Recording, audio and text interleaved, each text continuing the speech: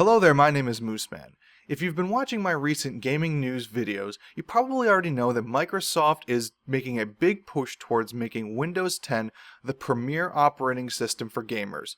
But is it currently worth the upgrade to Windows 10, and how does the OS benefit gamers specifically? That's the question we'll be answering on today's episode of Questioning Gaming. Let's start with the pros of Windows 10. Obviously, the biggest pro of Windows 10 is that you'll be able to play some of Microsoft's most anticipated upcoming titles, such as Quantum Break, Halo Wars 2, Forza 6 Apex, and many more, and those will only be coming to the Windows 10 store. In addition to Microsoft Store exclusives, Windows 10 is also the only version of Windows that supports DirectX 12. Without getting too technical, DirectX 12 results in performance boosts and is designed to reduce GPU overhead, especially when playing games at 4K resolution. DirectX 12 will also run games better on lower-end systems, meaning you don't have to have a modern gaming PC to take advantage of the benefits. However, DirectX 12 is still only compatible with AMD 7000 series, Intel HD 4400, or NVIDIA 600 series GPUs or higher, meaning grandma's old E-machine is probably still not going to be able to run Forza. That being said, very few games support DirectX 12 at the moment, so unless you plan on playing games that are specifically benefit from DirectX 12, the change really won't help you yet. One specific example of improved performance in DirectX 12 is with the Wii and GameCube emulator Dolphin. Using DirectX 12 with the emulator has resulted in up to 50% increases in performance on many games. For emulator enthusiasts like me, this is wonderful because the Dolphin emulator allows you to run games at up to 5K resolution with 8 times MSAA or SXAA, 16 times anisotropic filtering, and true widescreen. With the improved performance from DirectX 12, my GTX 970 can run all my old favorites looking more amazing than ever. Another benefit to Windows 10 is how easy the upgrade is from the previous version of Windows. The upgrade is relatively quick and painless, at least in my experiences with it. Most everything worked after upgrading, and anything that didn't work just usually required an upgrade with the drivers. That being said, there are a few programs that still don't work with Windows 10, so make sure you go and check your specific programs to make sure there are no compatibility issues before upgrading. So far, everything I've said about Windows 10 has been positive, and the Windows Store will be the end of my praise for this platform. The Windows 10 Store and app system is one of the least consumer-friendly and user-friendly stores I have ever used. Even worse than Microsoft's last infamous attempt at a gaming store, Games for Windows Live. And this is because any game you buy in the store is not actually a game, it's considered an app. See, apps are not like games on Steam where you're simply downloading the game files to your folders.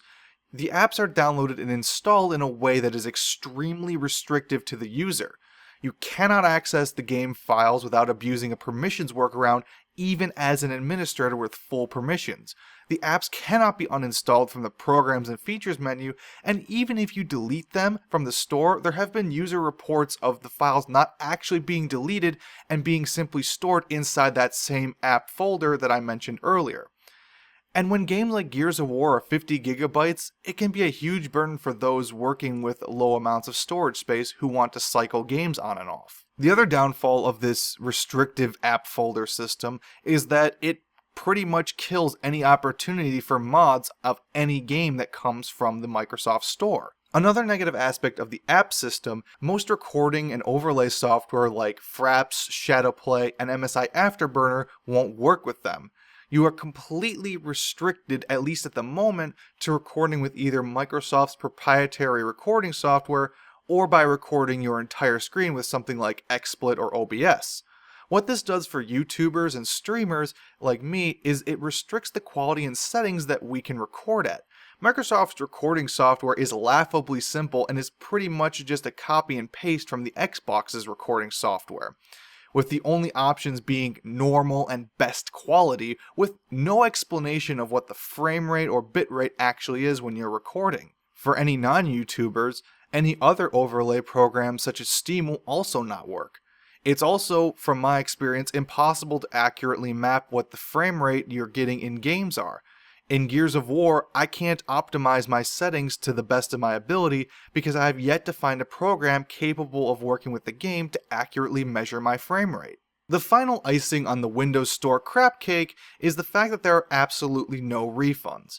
This is especially frustrating considering Steam, and to an even greater degree Origin, have created some pretty consumer-friendly return policies in the past years if a game doesn't work or you just decide you'd rather spend your money on something else. In terms of problems with the operating system itself, I've had the pleasure of experiencing a bug as a seemingly direct result of downloading a Windows Store app that resulted in my start menu and search bar no longer working.